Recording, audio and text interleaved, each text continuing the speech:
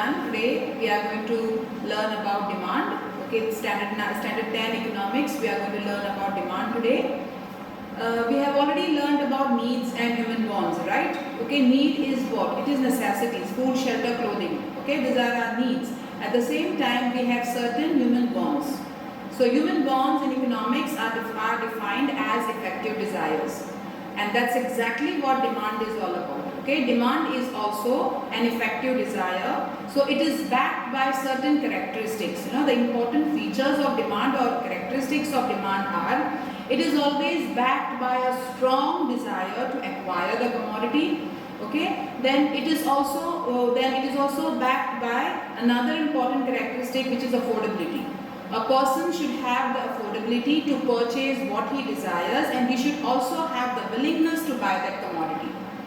And most important characteristic or feature of demand is that it is a flow concept. That is, it always has its reference to a period of time. So these are the important characteristics of demand. So what do you understand by demand? Let's summarize it, then move ahead. Okay, demand, as I said, is defined as an effective desire. It is backed by certain characteristics. First and foremost, it is backed by a strong desire. If at all I want to buy a mobile, I should have a strong desire to buy a mobile. Then secondly, I should have the affordability to buy the mobile which I like. And I should have the willingness to spend the money to satisfy my need. So these are the basic characteristics of demand. And demand is always, we use demand with reference to a period of time. These are some of the characteristics that we have summarized now. Let us move on to individual and market demand. Okay, so what do you understand by individual demand? Okay, demand can be categorized as individual demand as well as the market demand. Now, individual demand, the quantity of commodity demanded by a household, individual household, okay, at a particular price, okay, at a given period of time.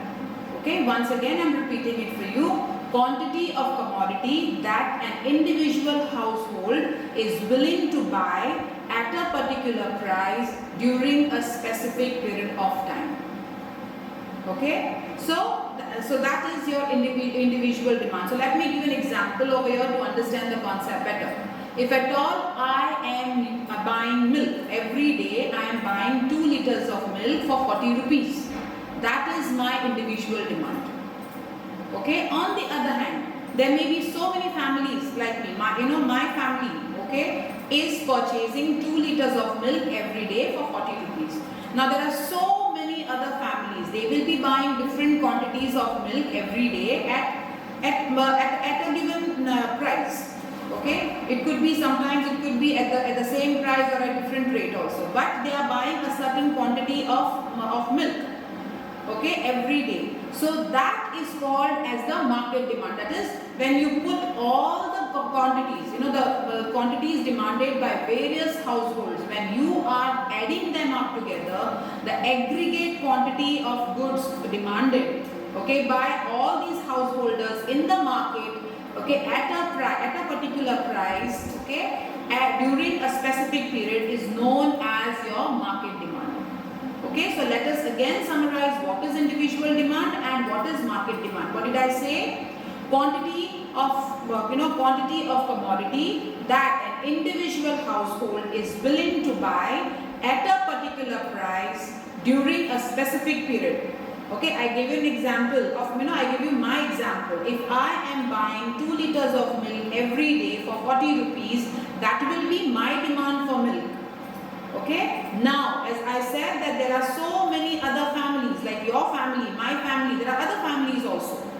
Okay, so many families. Each family will have their own demand for milk at a particular price. Okay, during a specific period of time. That is, every day each family must be demanding, they must be buying different quantities of milk. Okay, at a particular price. So when all that is put together, the aggregate, the total, okay, you add up my demand, your demand, somebody else's demand. So when you add that up together, that is called as the market demand. Okay, I hope I have made myself clear over here. Okay, now let us move ahead, okay, to understand the factors. Okay, factors that influence demand. These are the determinants of demand also, we can say. Okay, so these factors have influence on demand, and that is why they are called as the demand function. So I hope you have understood the difference between the individual demand and the market demand. Let me summarize it once again for you. What did I say? Individual demand, like if I am buying 2 liters of milk every day for rupees 40, that will be my individual demand for this particular commodity, milk.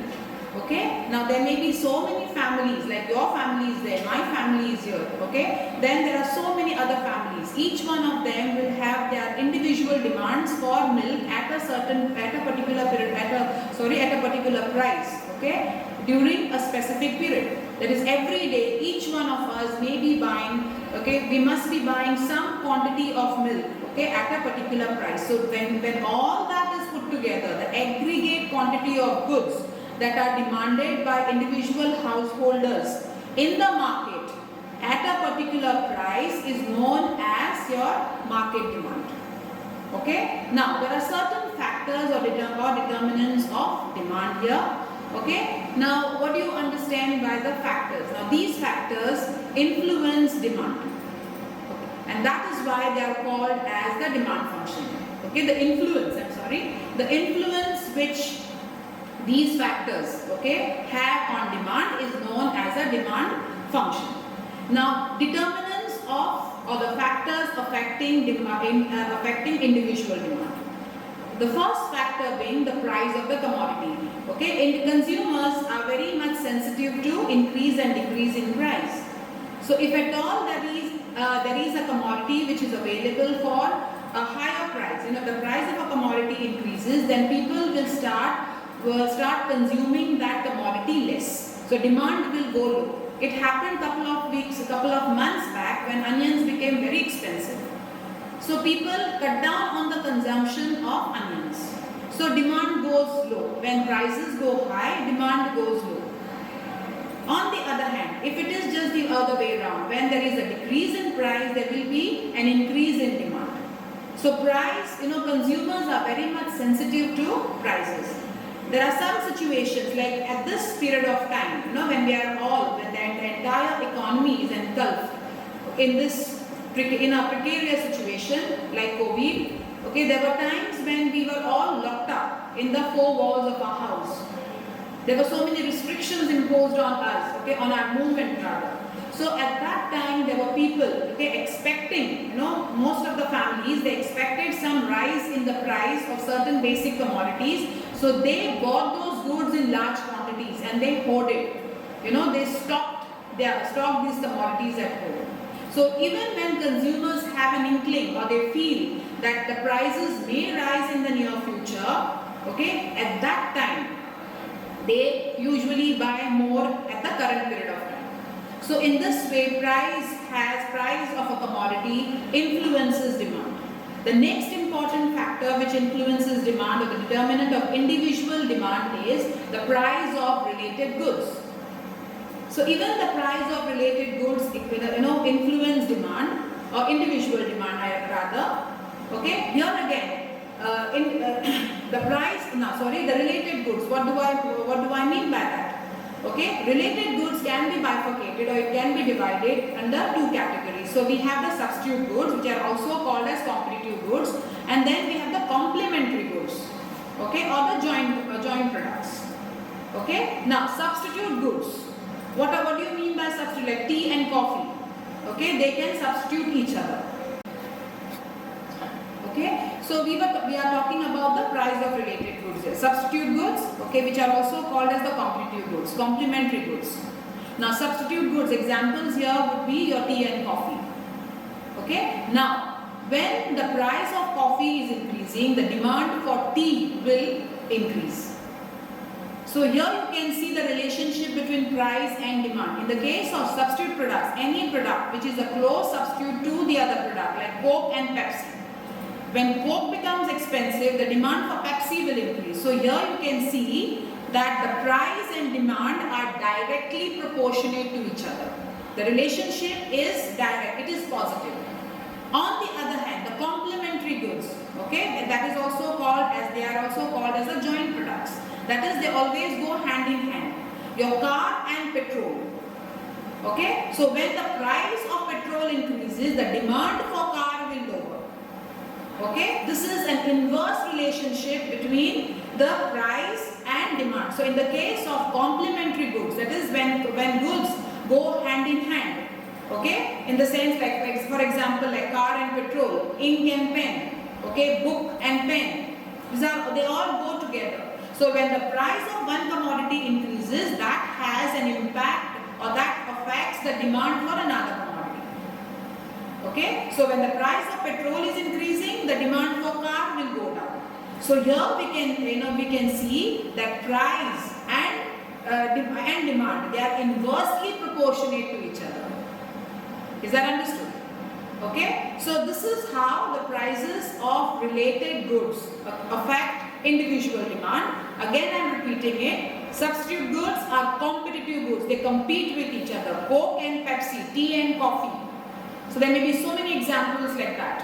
So when the price of one commodity, okay, when the price of Pepsi is increasing, the demand for Coke will increase. So here, price and demand are directly proportionate to each other.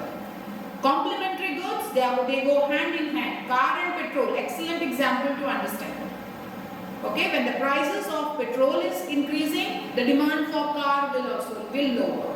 So here we can establish it is an inverse proportion. The relationship between price and demand is inverse. That is, when prices increase, demand follows. Okay, this is the inverse relationship between the demand and price in the case of complementary goods.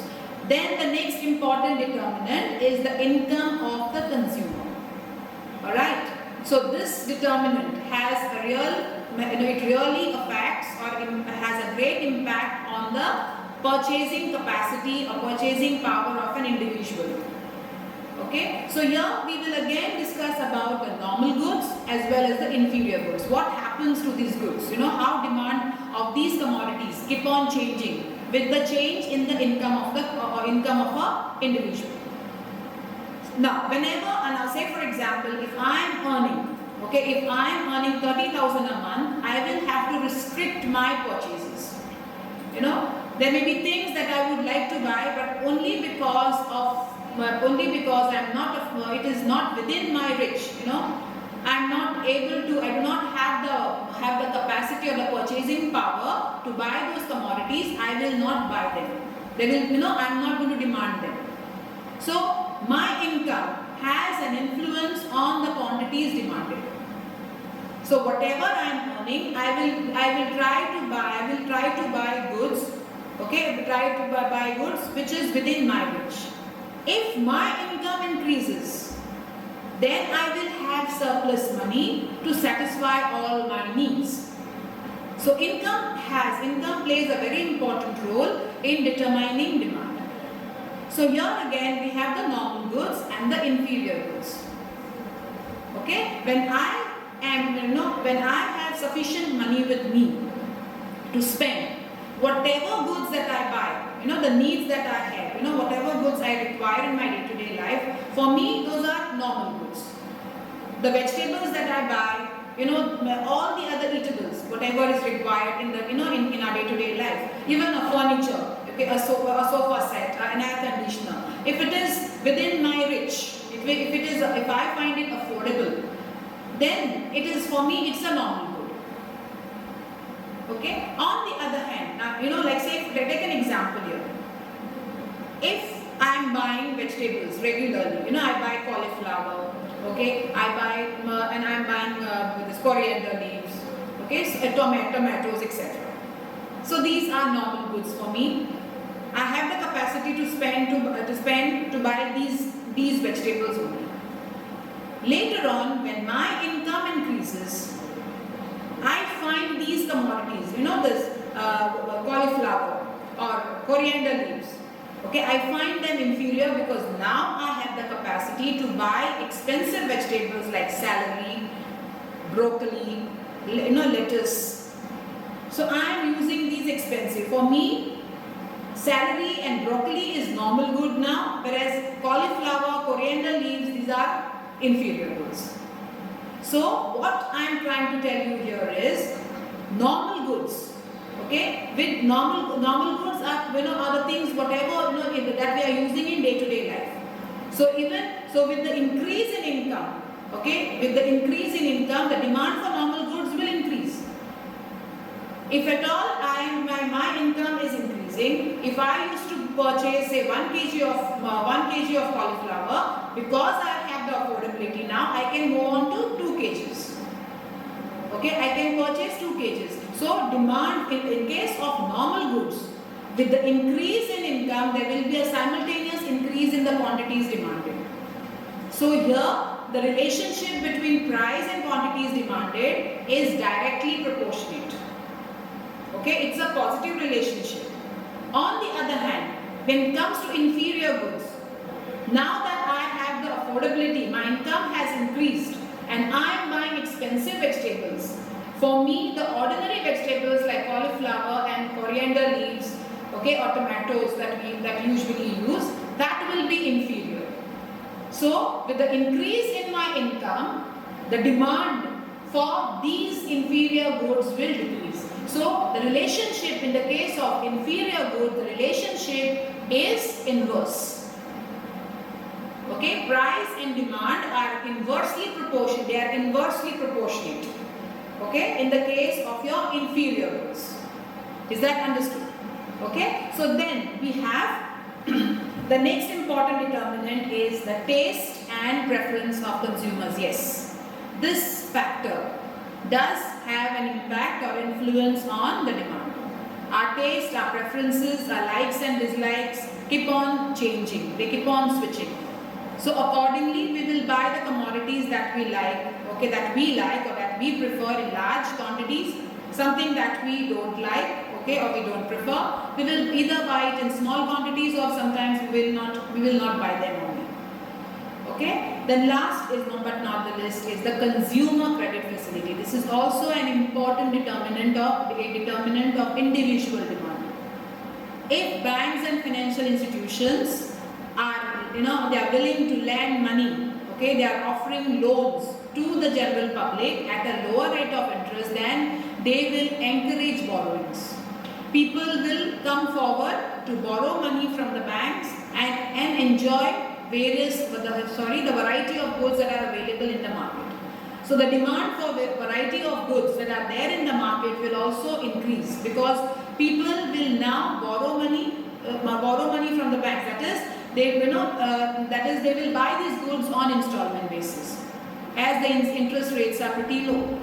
But if the interest rates on loans are hiked up, then that will discourage borrowings, and again the demand for variety of goods available in the market will go low.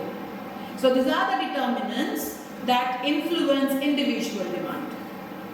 Okay. Now let us talk about the factors or determinants of market demand. There are certain factors. I have already mentioned to you what is demand function. The influence of these factors on demand is called as demand function. Okay, we have already spoken about the determinants or the factors influencing individual demand. Now let us talk about the factors influencing market demand. Population. Okay, now under population we can study two important criteria: size of population and composition of population. Okay, now why do you think the multinationals? Now yes, exactly, we are living in a globalized world. India is inviting foreign investors to come in and invest in our country. So that is the reason why multinationals came to India. Now there is another reason why they came to India is the population, the size of the population. They wanted to cater to the needs and requirements of such a vast population. Okay, it was the size of the population that inspired them or appealed to them or attracted them to India. Secondly, composition. Now, composition of the population means the distribution of population on the basis of various factors like your age, okay, the gender, then the class, education, income, etc.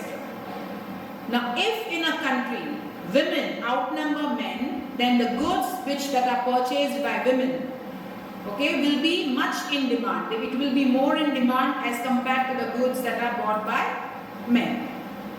If kids outnumber the adults, then the companies manufacturing, baby products and all the other commodities that are used by children, like for example your toys, books, okay, these goods will be much more in demand as compared to other goods. Okay, so size of the population does have an influence on the market demand. Secondly, the season and the weather. Okay, season.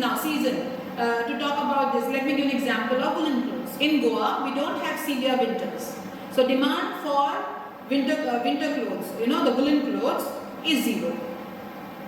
Whereas in other parts of our country, especially in North India, they have severe winters over there. So the demand for those goods, okay, the woolen clothes and all the other, material, whatever you require to protect your body. Okay, so that the demand for these goods will be much more in North India as compared to Goa. Now, when the rainy season is round the corner, the demand for raincoats, rain footwears, etc. Okay, the demand for all these goods will start increasing. So seasons and weather does have an influence on the market demand. Government policies, of course. If the government is encouraging producers by providing them with subsidies, by providing them tax rebates, or else even trying to restrict their operation by imposing additional taxes, all these factors, all these policies that are adopted and implemented by the government will influence the market demand of various commodities. Then, with the next factor is the state of business. Here we have to talk about the trade cycle. Boom and depression. Okay, what do you mean by the boom phase? When production is increasing by leaps and bounds. At that time, there will be a plethora of goods created in the market. People will have what shall I say? Yes, they will cut it. The next factor is the state of business. So here we are going to talk about the trade cycles, the boom phase and depression. So in the boom phase, production is undertaken on a very large scale. So people have the affordability, because there is full employment, they have the affordability to buy anything that is there in the market or that is offered to them by the producers. So demand for variety of goods will increase, especially during the boom phase. On the other hand, depression. When the production, this is the time when production is suspended, business activity comes to a standstill. Economy is actually languishing. People are losing their jobs. So when people are losing their jobs, their purchasing power is also lost. So the demand for variety of goods will again fall. So this is how state of business or trade cycles have an impact, or they influence the market demand of variety of goods. And finally, it is the distribution of income. So in India, we have the two classes, the rich and the poor.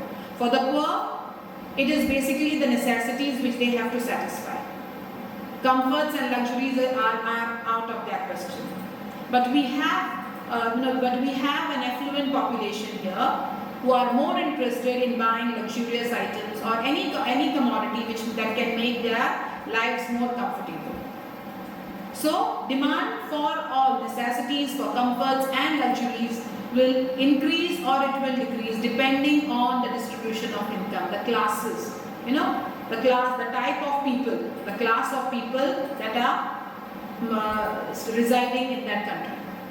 So these are all the factors that influence or that the determinants of demand, the determinants of individual as well as the market demand that we have discussed so far. Now let us talk about the types of demand. Okay, there are different types of demand. We have a joint demand, which is also called as the complementary demand. We have just now spoken about the complementary goods. Okay, these goods go hand in hand. Okay, if you are buying car, then you require petrol. If you are buying a pen, you need a book. Okay, so the demand for, so you know when so this is a complementary demand or the joint demand. Two products, they are going hand in hand. So demand for both the commodities will increase simultaneously. Then we have the composite demand. Any commodity that can be put to several use will be demanded. Like sugar, for instance. Sugar is used for consumption. We are using it in our house for making, for preparing tea or various other sweets. At the same time, sugar is an important ingredient for confectioners, for bakeries, for sweet meat or mithai that we call. Milk also for that matter. Milk is consumed by householders. At the same time, milk is also used for making ice creams, for making different sweets, etc. So that is your composite demand. Direct demand. All the commodities which we directly consume. Clothes we wear, the food we eat, the house we reside in. Okay? So these commodities have direct demand because they are directly consumed by the consumer. Derived demand. There are certain commodities. They will be demanded only because there is a demand for some other commodity. Like for example, real estate. If the real estate business is experiencing a boom, that means more and more buildings are coming up, and when more construction is taking place, the demand for all the materials like sand or cement or wood, bricks, all these materials that are required to construct buildings, the demand for these commodities will also increase. So that is your derived demand. And finally, it is the competitive demand or the substitute goods. Okay, so we have close substitutes of each other. Tea and coffee, Coke and Pepsi. These are the substitute products. So if at all the price of one commodity is increasing, the demand for another commodity will increase. So these are the different types of demand. So today we end the session over here. In the next session we will talk about the law of demand. Thank you very much. Oh, done.